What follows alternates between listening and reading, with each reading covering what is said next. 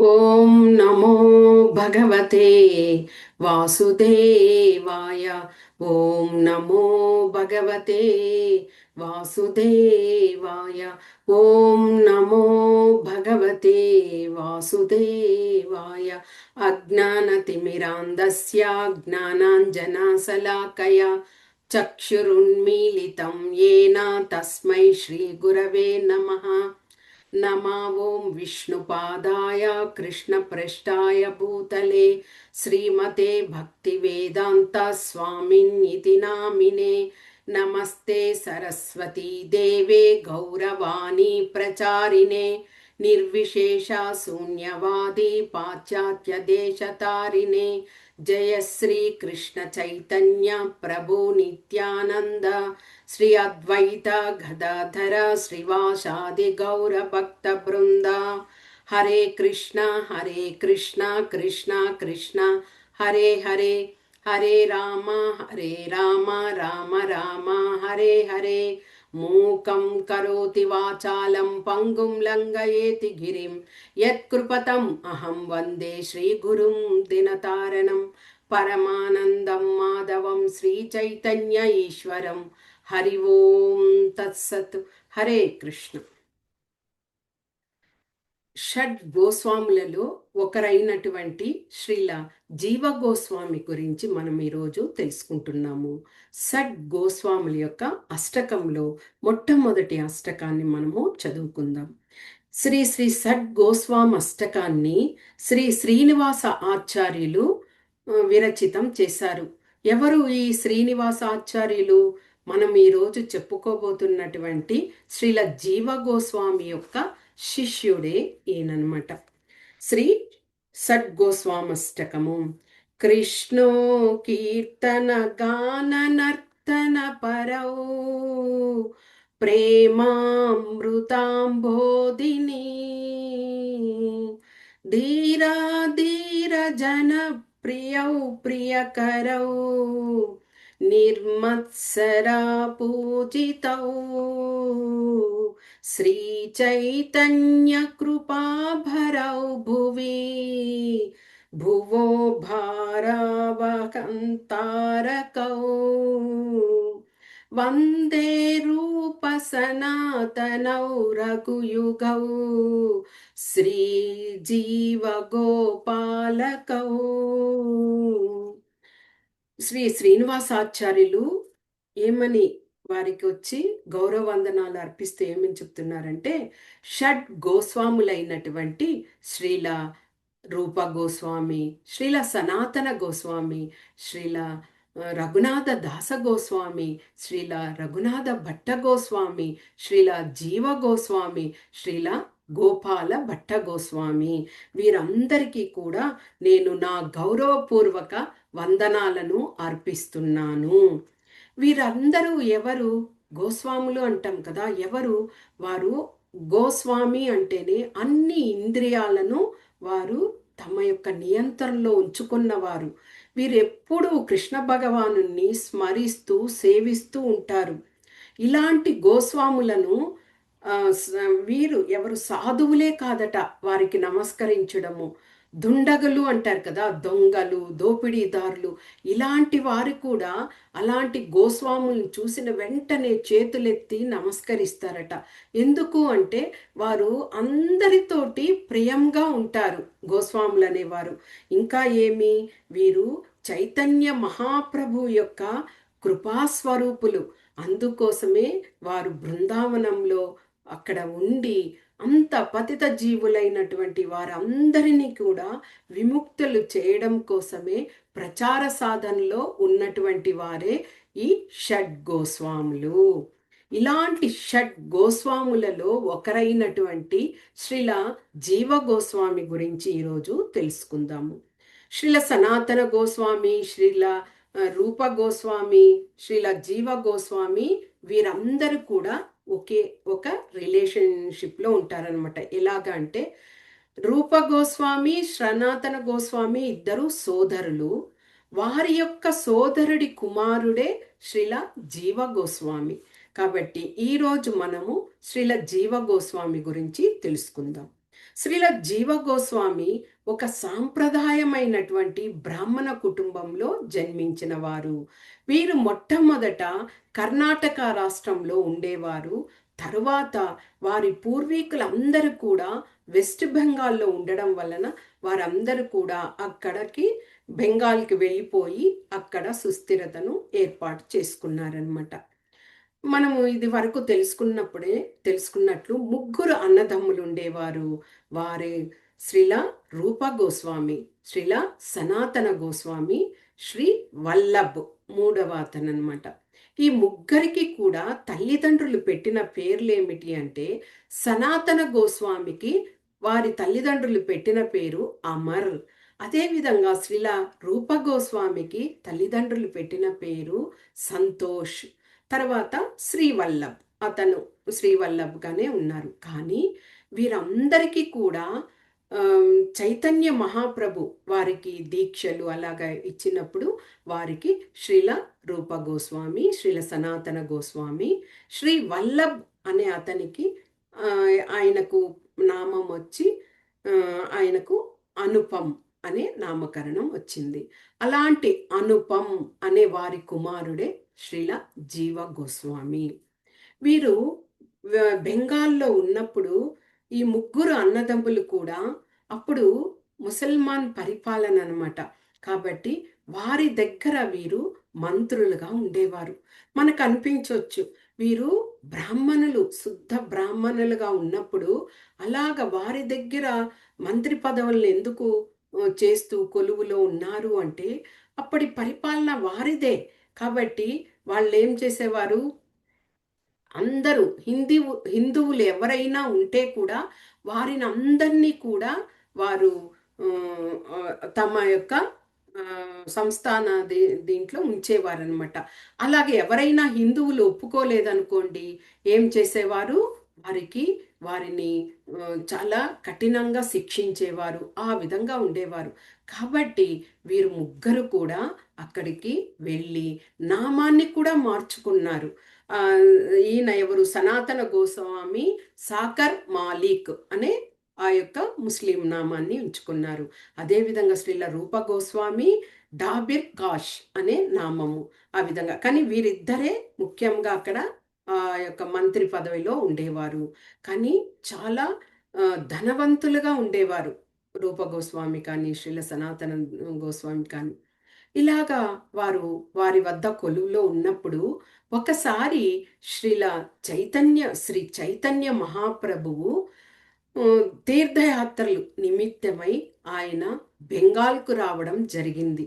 అది రామకేలి అనే ప్రాంతానికి శ్రీ చైతన్య మహాప్రభువులు వారు వచ్చారని వీరిద్దరికీ తెలిసింది. వెంటనే వీరు శ్రీల రూప గోస్వామి, శ్రీల సనాతన గోస్వామి చిన్న పిల్లవాడిగా ఉన్నటువంటి శ్రీల జీవ గోస్వామికి అప్పుడు 2 సంవత్సరాలు. ఆయనను కూడా తీసుకొని మహాప్రభువుని చూడడానికి వెళ్ళారనమాట. అలాగ వెళ్ళినప్పుడు మహాప్రభు వారిని చూసి చాలా ఆనందపడి ఆలింగనం చేసుకున్నారు. ఇక శ్రీల జీవ గోస్వామి చిన్న పిల్లవాడు కదా, ఆయన మహాప్రభు యొక్క పాదాల మీద పడి ఆయన ఆశీర్వాదాన్ని తీసుకున్నారు. అప్పుడు ఎప్పుడైతే మహాప్రభువుని వీరిద్దరూ చూశారో, ఇక తిరిగి ఇంటికి వెళ్లకుండా మీతో పాటే నేను వచ్చేస్తాము అని చెప్పడం జరిగింది. అప్పుడు చైతన్య మహాప్రభు చెప్పారు, మీకు చాలా సమయం ఉన్నది, ఇప్పుడు రావడానికి అలాగా కుదరదు. మీరు వెళ్ళి మీ కర్తవ్యాలలో ఉండి తర్వాత బృందావనాన్ని చేరుకోండి అని ఆశీర్వచనం ఇచ్చి మహాప్రభు బయలుదేరి వెళ్ళిపోయారనమాట. ఇక ముగ్గురు తిరిగి వచ్చేసారు. వచ్చిన తర్వాత శ్రీల రూప గోస్వామికైతే మనసు నిలకడలో లేదు. ఎప్పుడైతే మహాప్రభువుని చూసారో ఆయనతోటే ఉండాలి, ఆయనతోనే భక్తి చేయాలి అని అలాగ ఉండడం వల్ల చాలా పెద్ద పదవి, మంత్రి పదవిలో ఉన్నటువంటి శ్రీల రూప గోస్వామి తన యొక్క పదవికి రాజీనామా చేశారు. చేసిన వెంటనే అనుపమ్ ఆయన ఉన్నారు కదా, ఇంకొక సోదరుడు, ఇద్దరూ కలిసి వారు చైతన్య మహాప్రభువును కలవడానికి బయలుదేరి వెళ్ళారనమాట. ఇక వారిద్దరు వెళ్ళిపోయేసరికి ఆ యొక్క రాజు నవాబ్ హుస్సేన్ షా, ఆయనకు కోపం వచ్చేసింది. ఇలాగా చుట్టుపక్కల ఉన్నటువంటి వాళ్ళందరూ కూడా ఆ రాజుకు తెలియచేయడం వలన ఒకసారి ఒక వ్యక్తిని పంపించి శ్రీల సనాతన గోస్వామి ఏం చేస్తున్నారో చూడండి అన్నప్పుడు ఆయన భాగవతం, భగవద్గీత అందరికీ తెలియచేస్తున్నారు. వెంటనే కోపం వచ్చి ఆయన్ని తీసుకువెళ్ళి చెరసాలలో ఉంచడం జరిగింది. తరువాత శ్రీల రూప గోస్వామి ఆ యొక్క అదే వస్తువులను అక్కడ పనిచేసేటువంటి ఆ సైనికులకి వాళ్ళకి ఇచ్చి తర్వాత ఎలాగో బయటపడము జరిగిందనమాట శ్రీల సనాతన గోస్వామి. మరి ఈ రూప గోస్వామి అనుపము చైతన్య మహాప్రభువుని కలుసుకోవడానికి వెళ్ళారు కదా, అలాగా కలుసుకున్నారు. మళ్ళీ మహాప్రభు వాళ్ళకి జ్ఞానబోధ చేశారు. మీకు ఇంకా సమయం ఉన్నది, ఆ సందర్భం వచ్చినప్పుడు మీరు రావాలి అని చెప్పి పంపించేసరికి ఇద్దరు బయలుదేరి వస్తూ ఉన్నారు. అలాగ వస్తూ ఉన్నప్పుడు మధ్యలో అనుపం ఆయనకు ఆరోగ్యం సరిగా లేకుండా ఆయన దేహాన్ని త్యజించేశాడనమాట. ఇక ఆయన కుమారుడే కదా జీవ గోస్వామి, చాలా చిన్న పిల్లవాడు. ఆమె తల్లితోనే ఉంటూ అలాగే గడుపుతూ ఉన్నాడు. కానీ శ్రీల జీవ గోస్వామి చిన్నప్పటి నుంచి కూడా ఆయనకు బలరామకృష్ణుల విగ్రహాలను తన తోడుగా ఉంచుకొని నిత్యము వారికి అలంకరణ చేయడము, వస్త్రాలను అలంకరింప చేయడము, ఆభరణాలను చక్కగా అలంకరించి ఆ విధంగా చేస్తూ మురిసిపోయేవాడనమాట. అలాగా చేస్తున్నప్పుడు ఒకరోజు శ్రీల జీవ గోస్వామి నిద్రపోతున్న సమయంలో ఆయనకు పంచతత్వాలు చైతన్య మహాప్రభు, నిత్యానంద ప్రభు, శ్రీ గదాధర పండిట్టు, శ్రీ అద్వైత ఆచార్యులు, శ్రీ శ్రీవాస ఆచార్య అందరూ కూడా ఆయన కలలో కనిపించారనమాట. అప్పుడు జీవ గోస్వామి అలాగే తన్మయత్వంతో ఉన్నారు. కళ చెదిరిపోయి నేరుగా చూసేసరికి శ్రీ కృష్ణ బలరాములు ఇద్దరు కూడా ఆయనకు శ్రీ చైతన్య మహాప్రభువు, శ్రీ నిత్యానంద ప్రభువుగా కనిపించారనమాట. ఇంకా అప్పటికే ఆయనకు 10 సంవత్సరాలు అలాగా సంవత్సరాలు. ఇక జీవ గోస్వామి ఒక్క నిమిషం కూడా ఇంటిలో ఉండడానికి ఆయన మనసు ఒప్పుకోలేదు. వెంటనే చైతన్య మహాప్రభువుని కలవాలి అనుకొని బయలుదేరారనమాట. అలాగ బయలుదేరి ఆయన మాయాపూర్ చేరుకొని నవద్వీపం, ఆ నవద్వీపంలో ఉన్నటువంటి అంతర్ద్వీపం అక్కడికి మొదట చేరుకున్నారు. అంతర్ద్వీపంలోనే శ్రీ చైతన్య మహాప్రభువు ఆవిర్భావం జరిగిన ప్రదేశము. కానీ శ్రీల జీవ గోస్వామికి దురదృష్టమే అనుకోవాలి. ఆయన వెళ్ళేసరికి మహాప్రభువు మళ్ళీ తీర్థయాత్రల్లో ఉన్నారనమాట. ఇక అక్కడ నిత్యానంద ప్రభు ఉన్నారు. నిత్యానంద ప్రభువులు ఎవరు? సాక్షాత్తు బలరాముడే కదా.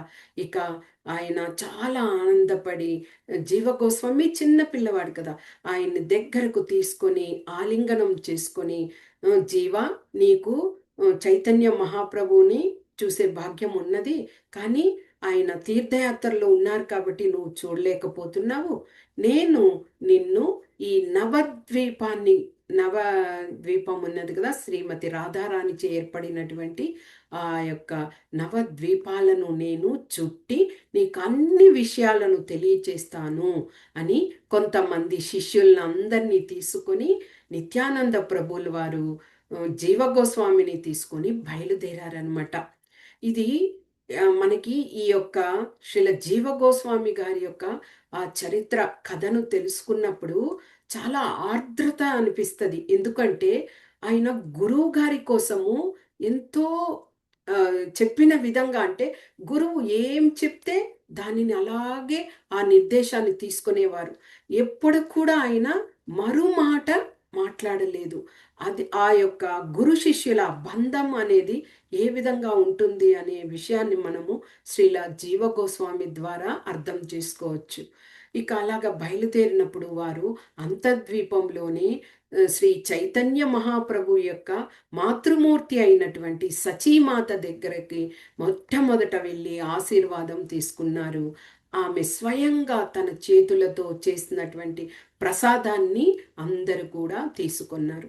ఇక నిత్యానందుల వారైతే అక్కడ ఉన్నటువంటి బ్రాహ్మణ వైష్ణవ పండితులను అందరినీ పిలిచి, చిన్న పిల్లవాడు జీవ గోస్వామికి మీరందరూ కూడా ఆశీర్వాదాలు ఇవ్వండి అంటూ అందరికీ పరిచయం చేశారట.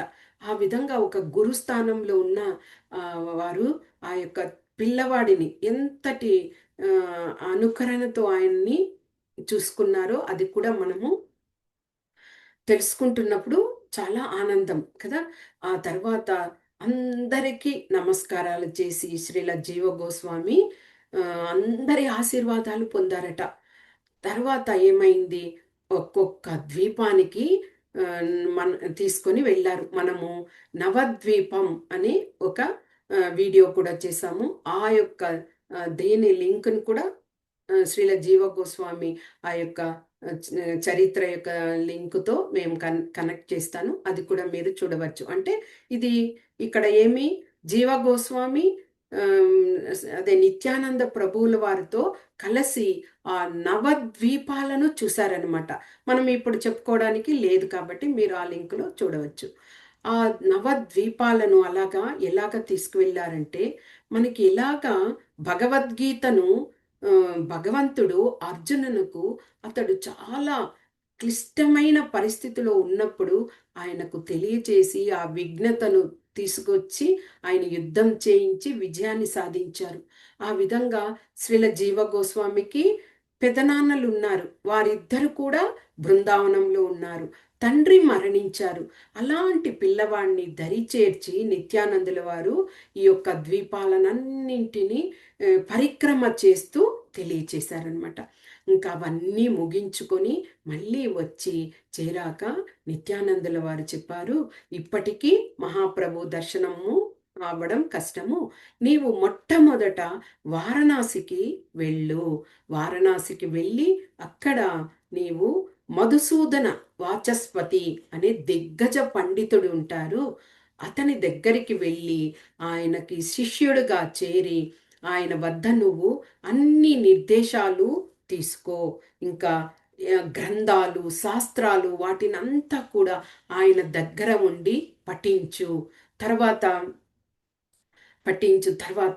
భారతీయ తత్వశాస్త్రాలన్నింటినీ కూడా నీవు చక్కగా నేర్చుకో. తర్వాత నీవు చైతన్య మహాప్రభువు వారిని నువ్వు కలుసుకోవచ్చు అంటే, కానీ చిన్న పిల్లవాడు కదా. శ్రీల జీవ గోస్వామికి మనసంతా కూడా మహాప్రభు ఎక్కడ ఉన్నారో అక్కడ వెళ్ళి కలుసుకోవాలి, వెళ్ళే దారిలో చూడాలి అని నిత్యానందుల వారితో చెబితే కూడా నిత్యానందుల వారు ఇప్పటికీ కాదు, నీవు నేరుగా వారణాసి వెళ్ళు అన్నప్పుడు ఒక్క మాట కూడా మరుమాట మాట్లాడకుండా నిత్యానందుల వారు చెప్పిన విధంగానే జీవ గోస్వామి బయలుదేరి వారణాసి చేరుకున్నారనమాట. వారణాసి చేరుకుని అక్కడ మధుసూదన వాచస్పతి దగ్గర శిష్యునిగా చేరి ఎలాగా మనకి భగవద్గీతలో చెప్పిన విధంగా పూర్తిగా గురువులకి మనము శుశ్రూష చేసి వారి యొక్క సేవలను పొందాలి. వారికి అన్ని విధాల పరిపరి విధాల తత్విద్ధి ప్రణిపాతేన పరిప్రశ్నేన సేవయా ఉపతేక్ష్యంతి తే జ్ఞానం జ్ఞానినస్తత్వ దర్శిన.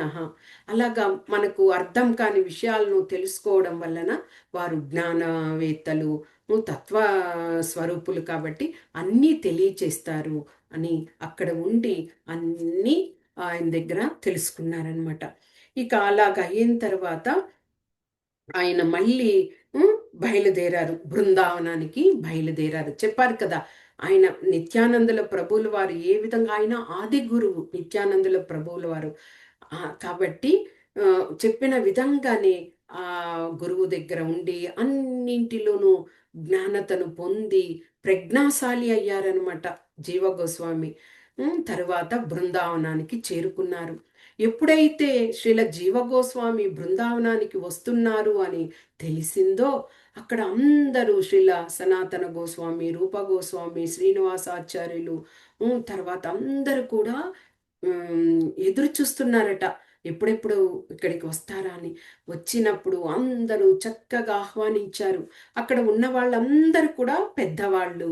వాళ్ళల్లో చిన్న వయసు కలిగిన వారే శ్రీల జీవ గోస్వామి కాబట్టి అందరూ ఆలింగనం చేసుకొని అందరూ ఆశీర్వాదాలు ఇచ్చేసరికి శ్రీల జీవ గోస్వామి అలాగే తన్మయత్వంతో ఆనందంతో ఉప్పొంగిపోయారట. నాకు ఇంతమంది గురువులు ఉన్నారా, నాకు ఇంతమంది స్నేహాన్ని చూపిస్తున్నారా అనేసి ఆయన అలాగే ఉప్పొంగిపోయారట.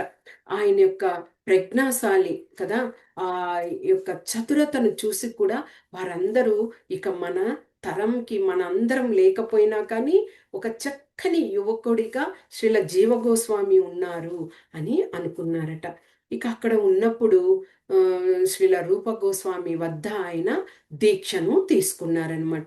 దీక్షను తీసుకున్న తర్వాత అందరూ కూడా ఈయన ఎంతో ప్రజ్ఞశాలి, కానీ ఇతను పెద్ద పెద్దగా అనుకోనే విధంగా ఆయనకు ఏమీ అక్కడ సేవలు ఏమీ లేవు.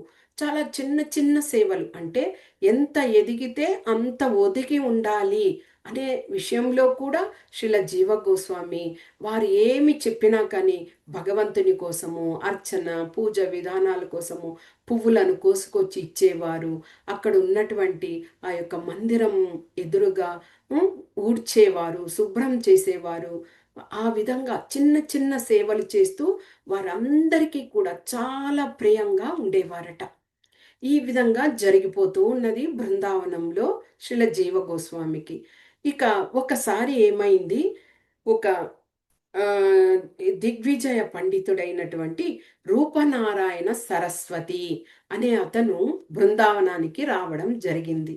అలాగా వచ్చినప్పుడు ఆయన ఆయన పని ఏమిటి అంటే ప్రతి ప్రదేశానికి వెళ్ళడము, అక్కడ ఆ ఊరిలో ఉన్నటువంటి పెద్దలతో పండితులు ఉంటారు కదా, వారి దగ్గర వాదోపవాదాలు అంటే డిబేట్ అంటాం కదా, అలాగా వాదోపవాదాలు శాస్త్రాల్లో తర్కంలో అన్నింటిలో కొని ప్రశ్నలు అడగడము, వారు సమాధానాలు చెప్పడము అలాగా జరుగుతాయన్నమాట. అలాగ జరిగి ఒకవేళ వాళ్ళు అవతల వాళ్ళు ఓడిపోయారనుకోండి, ఒక పత్రంలో వారి దగ్గర నుంచి వారి యొక్క సంతకము తీసుకోవడం, మేము ఈ విధంగా మీ నుండి మేము ఓడిపోయాము, ఇక మీదట మీరే మాకు గురువులు అని చెప్పే విధంగా చేసుకుంటారంట. అలాంటి దిగ్విజయ పండితుడు ఈయన రూపనారాయణ సరస్వతి బృందావనానికి వచ్చారు. వచ్చేసరికి నేరుగా ఇక్కడ ఉన్నటువంటి శ్రీల రూప గోస్వామి, శ్రీల సనాతన గోస్వామి, ఇంకా చాలా మంది గోస్వాములను కలిశారు.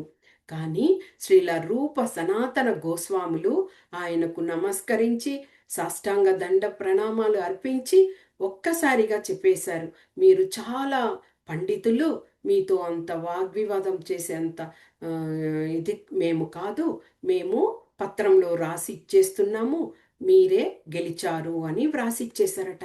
కానీ ఇక్కడ వారు వాదోపవాదాలకు వీరు తక్కువ కాదు.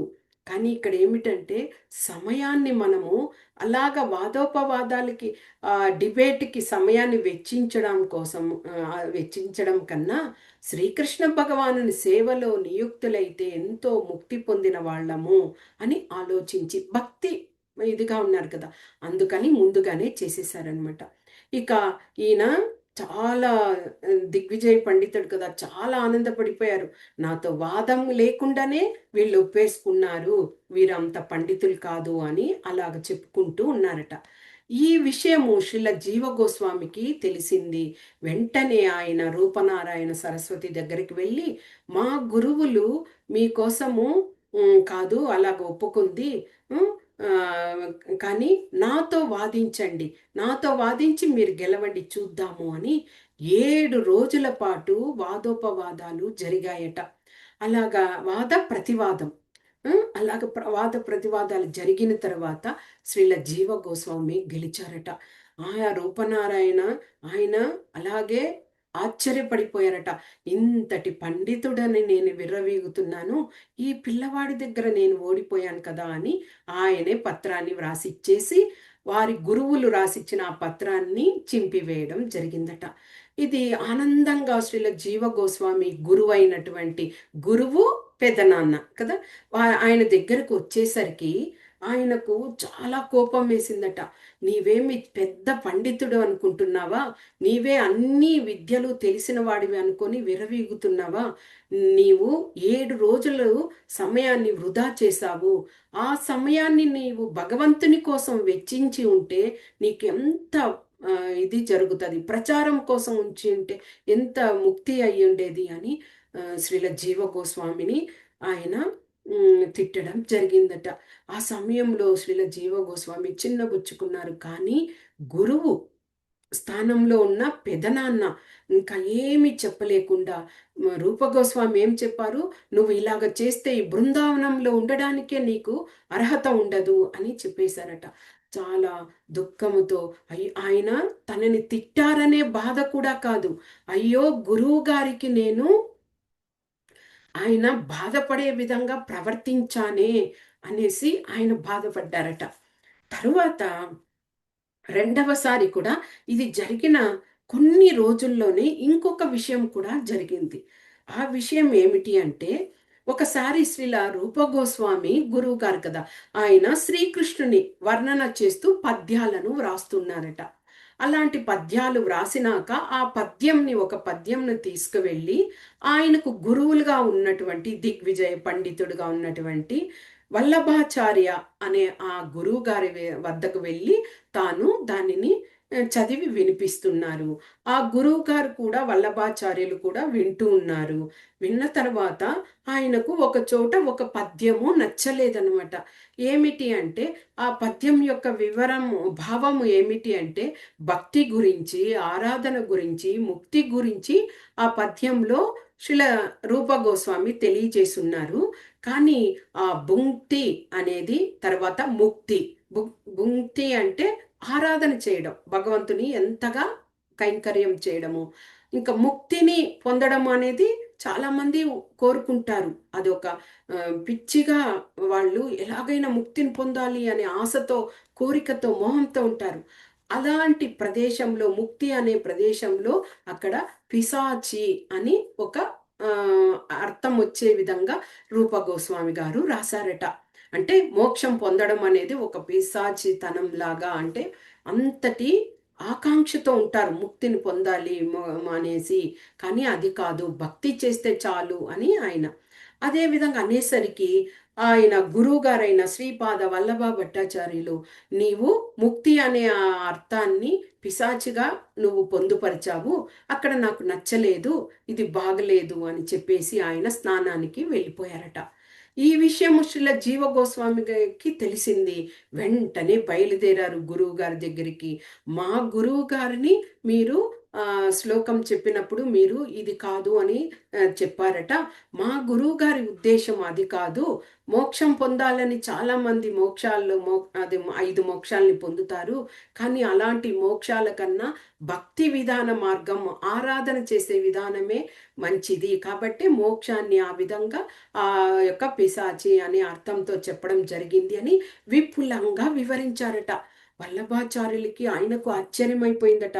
ఓ, ఇందులో ఇంకొక అర్థంతో ఇంత అర్థం ఉన్నదా అని వెంటనే శ్రీల రూప గోస్వామి దగ్గరికి వచ్చి, మీ యొక్క సోదరుని కుమారుడు చాలా ప్రజ్ఞాశాలి, నా కళ్ళే తెరిపించాడు అని చెప్పి నువ్వు రాసిన ఆ యొక్క సందర్భము కరెక్టే అంటూ ఒప్పుకున్నారట. ఇంకా మళ్ళీ శ్రీల రూప గోస్వామికి కోపం వచ్చేసింది. నేను నా గురువు దగ్గరికి వెళ్ళి నేను ఎందుకు ఆ పద్యాలను చెప్పాను, శ్లోకాన్ని, ఆయన కరెక్షన్ చెప్పితే నేను దాన్ని సరిదిద్దుకోవడానికి. గురు శిష్యుల మధ్య బంధం అనేది అలాగా ఉండాలి. నీవు వచ్చి ఈ విధంగా మా గురువుకే అగౌరవపరిచే విధంగా నువ్వు మాట్లాడావు. ఇక నువ్వు ఒక్క నిమిషం కూడా బృందావనంలో ఉండకూడదు, నీవు వెళ్ళిపో అంటూ ఆయనకు ఆజ్ఞాపించేశారట. ఇక శ్రీల జీవ గోస్వామి చాలా దుఃఖముతో, మళ్ళీ గురువు గారికి నేను దుఃఖాన్ని కలిగించానే, నన్ను ఆయన అనడం వల్ల నేను తక్కువ కాలేదు, కానీ ఆయన హృదయాన్ని గాయపరిచానే అంటూ మళ్ళీ ఆయన అలాగే వెళ్ళిపోయి నడుచుకుంటూ వెళ్ళి ఆయన ఒక ప్రదేశానికి వెళ్ళారు. ఆ ప్రదేశం పేరు నందఘాట్ అనమాట. ఆ ప్రదేశం అడవి ప్రాంతము, ఒక గుహలాగా ఉంటది. ఆ గుహలోకి వెళ్ళిపోయి ఆయన తినడం మానివేశారు. అలాగే హరినామాన్ని జపిస్తూ బయటకు కూడా కారట. అక్కడ ఉన్నటువంటి ప్రజలంతా కొద్దిగా ప్రసాదం తీసుకొని వెళ్ళి ఇస్తే కూడా తీసుకునేవారు కారట. ఆ విధంగా అలాగే చిక్కి శల్యమైపోయారు అక్కడ అలాగే ఉండి. ఇక అలాగ ఉండేసరికి ఆ నోట ఈ నోట అందరూ మాట్లాడుకుంటున్నారు, బయట రావట్లేదు, ఎలా ఉన్నారో ఏమో అని. అదే సమయము ఒకసారి శ్రీల సనాతన గోస్వామి మధుకరి చేసుకుంటూ ఆయన ఆ నందఘాట్ ప్రదేశానికి వెళ్ళారనమాట. వెళితే అందరూ ఆయనకు తెలియచేశారు, మీలాగే ఒక సన్యాసి ఇక్కడ ఉన్నారు, ఆయన బయట రావడం లేదు అని చెప్పేసరికి వెళ్ళి సనాతన గోస్వామి చూస్తే లోపల శ్రీల జీవ గోస్వామి ఉన్నారు. చూసి అలాగే కళ్ళ వెంబడి నీరు వచ్చేసిందట. ఆనంద బాష్పాలు దొరికారు అని. కానీ చూస్తే చిక్కి శల్యమైపోయి ఉన్నారు. అలాగే ఆలింగనం చేసుకొని నచ్చజెప్పి శ్రీల జీవ గోస్వామిని మళ్ళీ బృందావనానికి తీసుకొచ్చారట. తీసుకొచ్చి శ్రీల రూప గోస్వామితో చెప్పారు. రూప గోస్వామి చిన్నవారు, సనాతన గోస్వామి పెద్దవారు. రూప, నువ్వు శ్రీ చైతన్య మహాప్రభు మనకేమేం చెప్పారు చెప్పు, నీవు విషయాలు అన్నింటినీ అంటే, మహాప్రభు నామరుచిని ఇవ్వాలి, వైష్ణవులకు సేవ చెయ్యాలి, జీవదయ జీవే దయ అనే 3 విషయాలు చెప్పారు. అంటే నువ్వు నామరుచిని పొందావు, వైష్ణవ భక్తుల సేవలో ఉన్నావు, కానీ నువ్వు 3వది జీవే దయ నువ్వు చూపించావా అని అడిగారట. అప్పుడు శ్రీల రూప గోస్వామికి చాలా దుఃఖపడ్డారట. నిజమే కదా, జీవులందరినీ కూడా సమదృష్టితో చూడాలి, ఎప్పుడు కూడా వారిని కోపగించుకోకూడదు. ఎందుకు అంటే స్వయంగా శ్రీల రూప గోస్వామి ఉపదేశామృత సింధు అనే అందులో మొదటి పద్యంగా ఆయన ఒక పద్యాన్ని రాశారు. చూడండి. వాచో వేగం మనసః క్రోధ వేగం, జిహ్వా వేగం ఉదరోపస్థ వేగం, ఏతాన్ వేగాన్ యో విషహేత ధీరః సర్వామపి మాం పృథివీం సశిష్యాత్. ఎవరైతే వాక్ అంటే మనం మాట్లాడే దాంట్లో కానీ నియంత్రణలో ఉండాలి, అదేవిధంగా మనసుని కంట్రోల్గా ఉంచుకోవాలి, క్రోధాన్ని నియంత్రణలో ఉండాలి, జిహ్వ రుచిని, నోటి యొక్క రుచిని అంటే నోరు ఉన్నది కదా అని ఇష్టంకి తినడము, తర్వాత అనారోగ్యం పాలవడం, అలాగా ఆ జిహ్వను కూడా మన ఆధీనంలో ఉంచుకోవాలి, నియంత్రణలో. అదేవిధంగా ఉదరాన్ని కూడా కాపాడుకోవాలి, మితంగా భోజనం చేస్తూ. ఆ విధంగా తరువాత ఇంకా ముఖ్యం ఏమిటి, ఆ ఉదరంని కంట్రోల్లో ఉంచుకోవాలి, జననేంద్రియాల యొక్క నియంత్రణలో కూడా ఉండగలగాలి. ఈ విధంగా అన్నింటినీ ఎప్పుడైతే ఒక వ్యక్తి నియంత్రణలో ఉంటారో అలాంటి వ్యక్తి ఎంతో మంది శిష్యులను తాను చేర్చుకోగలుగుతాడు అని శ్రీల రూప గోస్వామి వ్రాసారు. ఆ వివరణ కూడా ఇస్తూ, నువ్వు మీ యొక్క గురువును అగౌరవపరిచారు అనే అర్థంతో నువ్వు జీవ గోస్వామిని వాక్ కదా, అక్కడ నియంత్రణ కాకుండా నువ్వు బృందావనం వదిలి వెళ్ళిపో అని చెప్పావు. చూడు, జీవ గోస్వామి ఎంతటి బాధను అనుభవించి, నువ్వు గురువు అదే స్థానంలో పెదనాన్న స్థానంలో ఉన్నావు, అయితే కూడా నువ్వు చెప్పావు, ఒక్క మాట కూడా తిరుగు మాట్లాడలేదు. నేను ఇలాగే ఉంటాను, నేను ఇలాగే చేస్తాను అని కూడా చెప్పకుండా నీ ఆ గురువు యొక్క మాటను అనుసరించి ఆయన వెళ్ళి ఆ యొక్క నందఘాట్ ప్రాంతంలో ఉండిపోయారు కదా. ఎంతటి ఆవేదనను కలిగించావు అని శ్రీల సనాతన గోస్వామి శ్రీల రూప గోస్వామికి వివరించారట. అప్పుడు రూప గోస్వామి కళ్ళల్లో కూడా అలాగే జీవ గోస్వామిని చూడడంతో ఆనంద బాష్పాలతో వెళ్ళి జీవ గోస్వామిని ఆలింగనం చేసుకున్నారట. జీవ గోస్వామి, నాకు ఇంతటి మంచి గురువుని మళ్ళీ నేను పొందగలిగినందుకు నేను ఎంతో అదృష్టవంతుణ్ణి అంటూ ఆయన చాలా ఆనందపడ్డారట. అది శ్రీల జీవ గోస్వామి అంటే ఇందులో చూశారు కదా, గురువు మనకి ఏమి చెప్పినా కానీ మన ప్రగతి కోసమే, మనల్ని దోహదం చేయడం కోసమే. కాబట్టి గురువు చెప్పినప్పుడు తూచా తప్పకుండా దానిని పాటించగలగాలి. అప్పుడే వారి యొక్క అభివృద్ధి ఏదైనా కానీ అందులో ముందంజలో వెళ్ళడానికి శిష్యులు కూడా ఇదవుతారు. ఇక ఆ విధంగా జీవ గోస్వామి మళ్ళీ కలుసుకొని ఆనందంతో ఇదయ్యారు. శ్రీల రూప గోస్వామి, శ్రీల సనాతన గోస్వామి వారు రచించేటువంటి ఆ రచనలన్నింటిని కూడా ఈయన చదువుతూ, తప్పులను, అక్షరాలను దిద్దుతూ అవన్నీ చేశారట. తర్వాత ఎన్నో గ్రంథాలను శ్రీల గోస్వామి వ్రాసారు.